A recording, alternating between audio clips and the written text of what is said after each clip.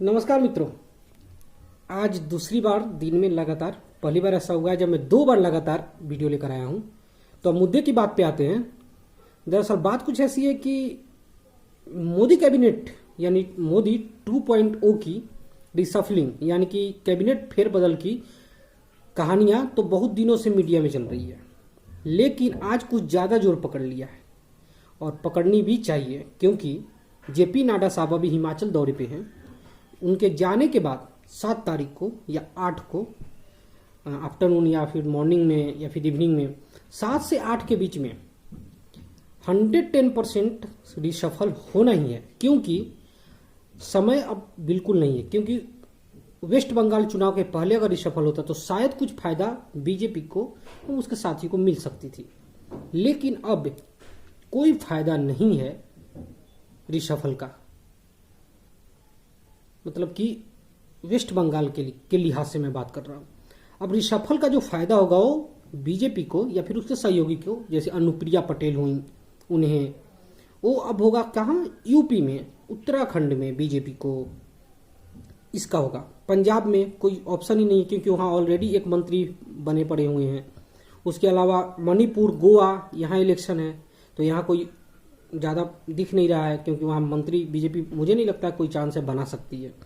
तो अब अपन बात करते हैं कि मोदी मंत्रिमंडल में अभी जो 2.0 है मोदी मंत्रिमंडल, ऐसे तो लोकसभा में 542 जो सीटें हैं, 543, उसमें 272 का आंकड़ा चाहिए आपको बहुमत के लिए, और उसमें 81 मंत्री बना सकते हैं अपने कैबिनेट में। मोदी सरकार में 81 मंत्री बन सकते हैं, और अभी 28 पद रिक्त हैं यानी खाली हैं, 28 वैकेंसी है अभी पद पे। तो अब बात करते हैं मुद्दे की, कहाँ कौन बन सकता है। तो आते हैं सबसे पहले ऊपर से, बिहार, असम। सबसे पहले असम पे आते हैं। असम में, असम के जो अभी चीफ मिनिस्टर थे कुछ दिन पहले तक, पूर्व सीएम सर्बानंद सोनोवाल, उनका 110% बनना तय है, क्योंकि वो बिना कोई नानुकूल, बिना कोई दबाव, बिना कोई टेंशन से उन्होंने पद को बीजेपी के सच्चा सिपाही समझकर उन्होंने वो पद छोड़ दिया। सीएम पद के लिए लोग इस्तीफा दे देते हैं, पार्टी छोड़ देते हैं, गद्दारी कर देते हैं, उन्होंने छोड़ दिया। उसके बदले उन्हें ये उपहार मिलेगा। दूसरा जो नाम है, एक्स्ट्रा में एक नाम ऐसा कहा जा रहा है, क्योंकि सर्बानंद सोनोवाल तो बनना तय है। उसके अलावा जो एक नाम है असम से, वो है क्वीन ओझा, जो गुवाहाटी से हैं। पहले ये क्वीन ओझा जो थी, ये मेयर रह चुकी हैं एजीपी के टिकट से, असम गण परिषद के टिकट से। ये इलेक्शन के पहले आ गई थी बीजेपी में, और एजीपी पार्टी से इस पार्टी बीजेपी में आकर गुवाहाटी से ये सांसद बनी। क्वीन ओझा मेयर रह चुकी हैं पहले। उसके बाद बिहार की बात करते हैं। बिहार में जेडीयू सहयोगी, बीजेपी की सहयोगियों में एकमात्र रामदास अठावले ही हैं जो महाराष्ट्र के हैं, वहीं इकलौता कैबिनेट मिनिस्टर है मोदी के 53 मंत्रियों में। यानी नहीं तो एलजेपी के रामविलास पासवान के मौत के बाद, या फिर अरविंद सावंत जो महाराष्ट्र के हैं, हरसिमरत कौर जो पंजाब की थी, उनके इस्तीफे के बाद मंत्रिमंडल पूरी तरीके से सहयोगियों के कारण खाली हो चुका। जेडीयू पहले ही शामिल नहीं हुआ, तो बिहार में जेडीयू को 2 सीट मिलनी तय मानी जा रही है। और 2 जो सीट है वो एक पूर्णिया के सांसद संतोष कुशवाहा जी हैं, और एक आरसीपी सिंह जो राष्ट्रीय अध्यक्ष भी हैं जेडीयू के, नालंदा यानी कि नीतीश कुमार के गृह जिले से ही आते हैं। वो भी नीतीश कुमार के ही जाति के हैं। ऐसे यहाँ जाति की बात नहीं करनी चाहिए, लेकिन मैं समझ रहा हूँ कि बिहार में बिना जात का राजनीति होती ही नहीं है। उसके अलावा बीजेपी सुशील कुमार मोदी को कहीं बना सकती है, क्योंकि उन्होंने उप मुख्यमंत्री का पद छोड़ा, बहुत कष्टदायक पद छोड़ा उन्होंने। तो बीजेपी वहां सुशील कुमार मोदी को बना सकती है। एक और नया नाम है, और चौंकाने वाली नाम है, बीजेपी के प्रदेश अध्यक्ष बिहार के संजय जायसवाल, जो पश्चिमी चंपारण से लगातार 4 बार के सांसद हैं। उनके पहले उनके पिताजी जो थे वहां के सांसद थे, और उनके पिताजी जो थे मदन जायसवाल, वो विधायक भी रह चुके हैं, सांसद भी थे बेतिया लोकसभा सीट से, जो अब बाद में जाकर परिसीमन के बाद पश्चिमी चंपारण बन गया। उसके बाद मध्य प्रदेश की बात करते हैं। सबसे बड़ा नाम मध्य प्रदेश में बीजेपी ज्योतिराव सिंधिया जी को एक बड़ा गिफ्ट दे रही है। 1.5 साल से इंतजार में हैं ज्योतिराव सिंधिया जी, और उन्हें ये मिलता हुआ मुझे दिख रहा है अभी। ज्योतिराव सिंधिया का एक बड़ा मंत्रालय मिलना तय माना जा रहा है। इसके अलावा थावरचंद गहलोत और फग्गन सिंह कुलस्ते में से कोई एक इस्तीफा देगा और उन्हें राज्यपाल भेजा जाएगा, क्योंकि थावरचंद गहलोत 2014 से लगातार मोदी कैबिनेट में मिनिस्टर है और उनकी उम्र भी 73-74 के अप्रॉक्स हो चुकी है। तो वो और मंडला से सांसद फग्गन सिंह कुलस्ते जो वन भी मंत्री थे, इस्तीफा दिलाया गया उन्हें, फिर दूसरे में मंत्री बने फर्स्ट कैबिनेट में ही, लगता है उन्हें इस्तीफा दिलाया। दोनों में से कोई एक इस्तीफा देगा और उनकी जगह थावरचंद गहलोत की जगह कैलाश विजयवर्गीय शायद मंत्री बन सकते हैं, क्योंकि उन्हें एक गिफ्ट दिया जाएगा वेस्ट बंगाल चुनाव में प्रदर्शन का।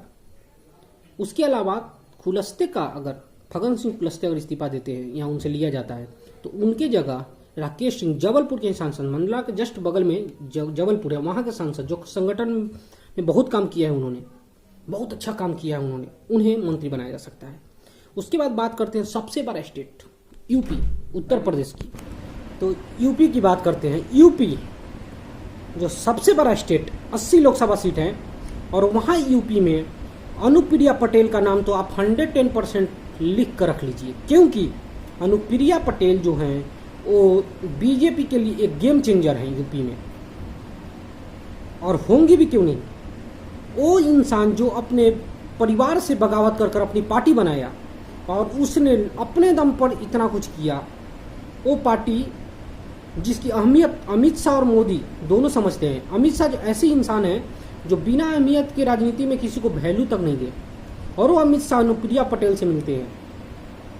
वो अमित शाह जो जब अभी तो कैबिनेट मिनिस्टर जब अध्यक्ष थे, उस टाइम भी मोदी 1.0 में 1.0 में वो मंत्री बनी थी, स्वास्थ्य मंत्री थी राज्य में, स्टेट मिनिस्टर थी वो मोदी सरकार में। तो आप समझ सकते हैं अनुप्रिया पटेल की तो दावेदारी कन्फर्म है। उसके अलावा यूपी चुनाव है, इसलिए बीजेपी सोशल इंजीनियरिंग करने में बहुत माहिर है चीज़ों को लेकर, और बीजेपी समझ रही है कि बीजेपी के खिलाफ भी वहाँ पे एक हवा है, और ब्राह्मण तथाकथित कहा जा रहा है नाराज हैं कुछ लोगों के द्वारा। हमें ऐसा नहीं लगता है, लेकिन हो सकता है।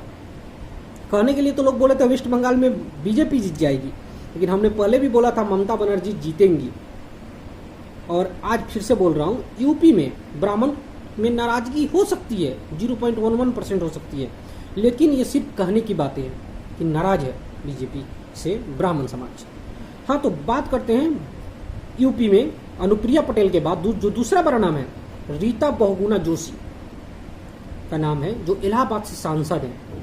उनका नाम आप एक मेंशन कर सकते हैं। इसके अलावा सुब्रत पाठक जो कन्नौज से सांसद है, जो डिम्पल यादव को हराया था उन्होंने, और संगठन का काम भी करते हैं, और उनका भी लॉटरी लग सकता है ब्राह्मण चेहरे में।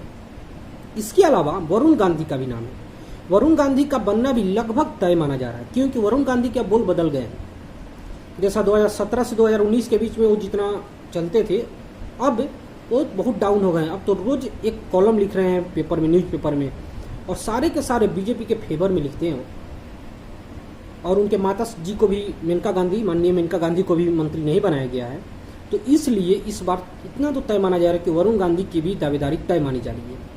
अब रीता बहुगुणा जोशी, सुब्रत पाठक, इनमें से किसे बनाई जाएगी ये मोदी जब रिसफल करेंगे तब पता लगेगा। उसके अलावा महाराजगंज के 6 बार के सांसद पंकज चौधरी, जिनकी बदौलत बीजेपी पंचायत इलेक्शन में इतनी अच्छी करमात किया इन्होंने, यानी कि पंकज चौधरी जो 6 बार के सांसद है महाराजगंज लोकसभा सीट से, उत्तर प्रदेश का महाराजगंज की बात मैं कर रहा हूँ, बिहार के नहीं, वहाँ तो जनार्दन सिंह बिवाल हैं।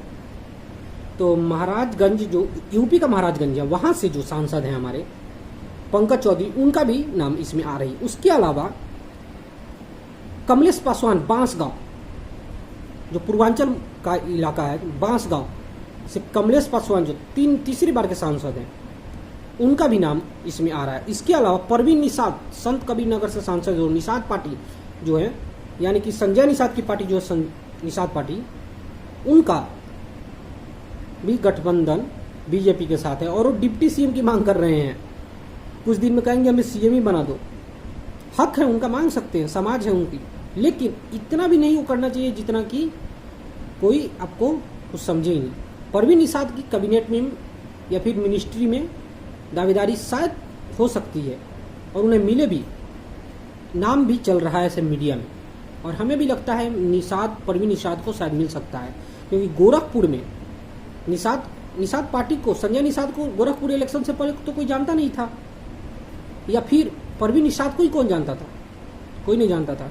इसके अलावा जो दो नाम हैं बहुत चौंकाने वाले नाम है आपको, जफर इस्लाम।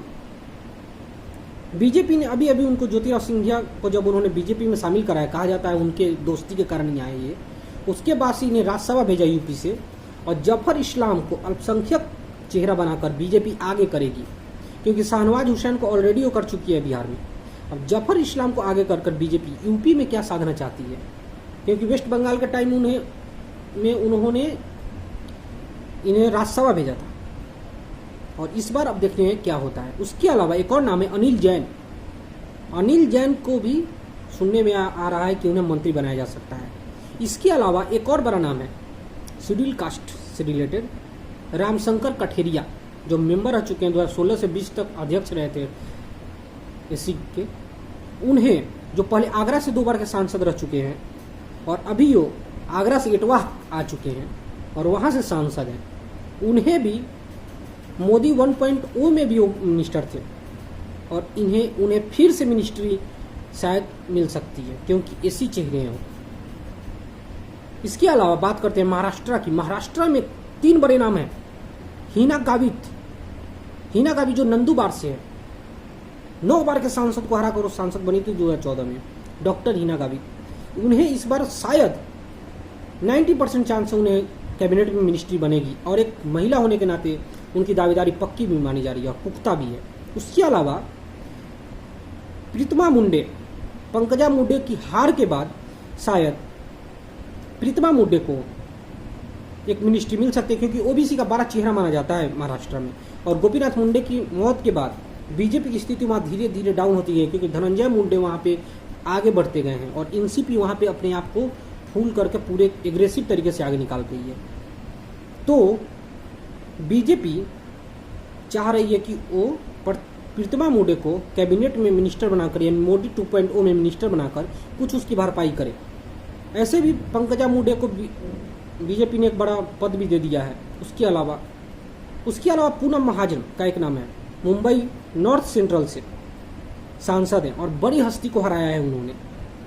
तो अब देखना है ये तीनों में से कोई 2 व्यक्ति कौन सी मिनिस्टर बनती हैं। या तो डॉक्टर हिना गावित की लगभग तय मानी जा रही है, उसके अलावा प्रीतमा मुंडे और पूनम महाजन में से कोई एक मंत्री बनेगा, ऐसा तय माना जा रहा है। इसके अलावा नारायण राणे, बीजेपी अपने लिस्ट में 3 पूर्व सीएम को मैंने मिनिस्टर बनाएगी, जिसमें एक नारायण राणे है।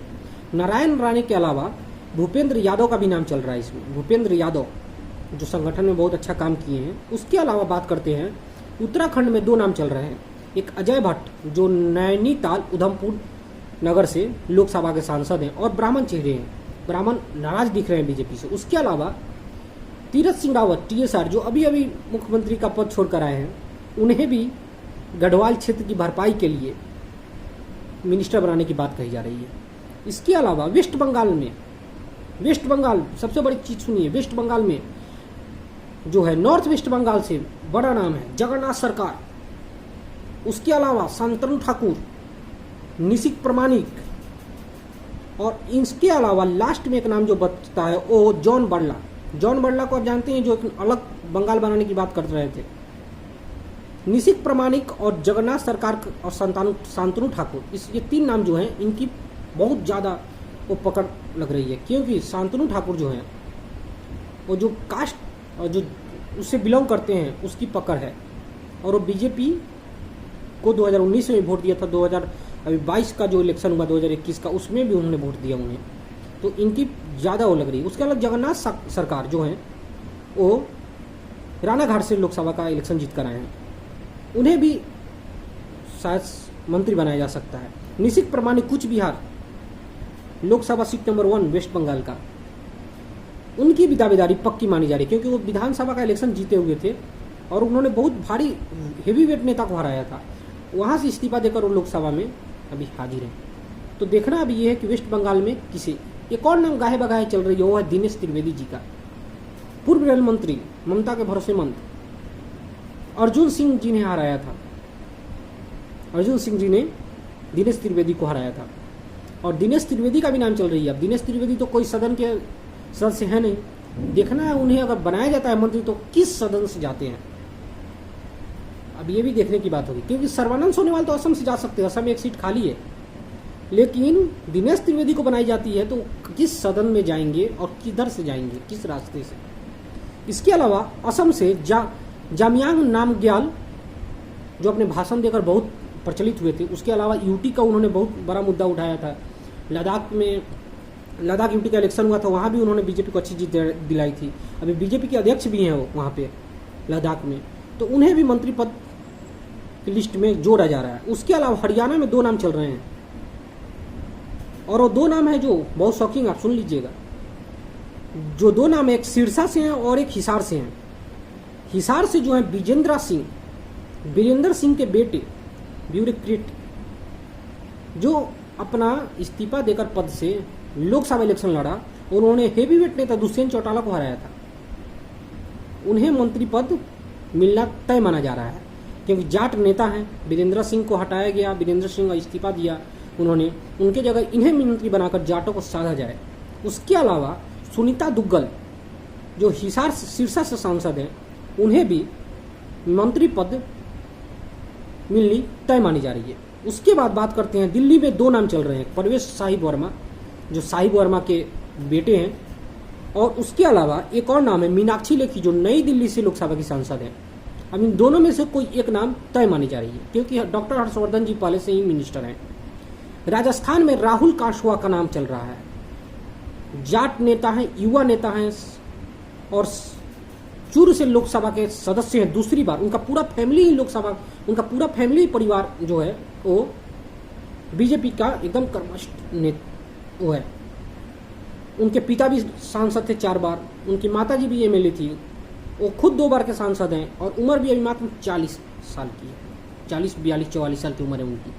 युवा नेता है, युवा जाट नेता है, मारवाड़ इलाके से आते हैं, तो ये एक नाम है। उसके अलावा गुजरात में एक नाम चल रही है किरीट सोलंकी का, अहमदाबाद वेस्ट से वो लोकसभा के सांसद हैं। अब देखना है कि बीजेपी जो इतने नाम हैं इसमें से किसे बनाती है और किसे छोड़ती है। उसके अलावा उड़ीसा में भी एक नाम है अश्विनी वैष्णव, राज्यसभा सांसद, बीजेपी की इकलौता राज्यसभा सदस्य उड़ीसा में, जिसे बीजेपी ने बीजेडी के साथ तालमेल कर इन्हें बनाया था राज्यसभा सांसद। कहा जाता है इन्हें बहुत अच्छी पकड़ है, मोदी सिंह के अच्छे रिश्ते हैं, अमित शाह से अच्छे रिश्ते हैं, इसलिए इन्हें बनाया जा रहा है। तो ये कुछ नाम है। कर्नाटक में 2 नाम चल रहे हैं, राजीव चंद्रशेखर बड़ी नाम है। उसके अलावा मैसूर से लोकसभा के सदस्य दूसरी बार के प्रताप सिन्हा, जो कहा जाता था लोकसभा मैसूर जो है वो बीजेपी कभी जीत ही नहीं सकती है, क्योंकि वहाँ गढ़ माना जाता है कांग्रेस का। लगातार दूसरी बार जीता है प्रताप सिन्हा ने वहाँ से इलेक्शन, तो उन्हें मंत्री बनाई जा सकती है, ऐसा कहा जा रहा है। उसके अलावा राजीव चंद्रशेखर भी हैं, राज्यसभा के सदस्य हैं दूसरी बार लगातार। तो ये कुछ नाम है, इसमें और बहुत आगे पीछे होंगे कुछ नाम है।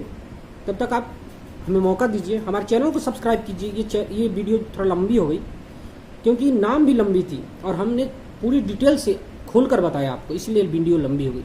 तब तक के लिए आप हमारा चैनल सब्सक्राइब करें, वीडियो देखें, आप अपना ओपिनियन बताएं कि आपको कौन से नाम अच्छे लग रहे हैं। तब तक के लिए नमस्ते, हमें आज्ञा दीजिए। अगले वीडियो में फिर मिलेंगे आपसे एक नई टॉपिक के साथ।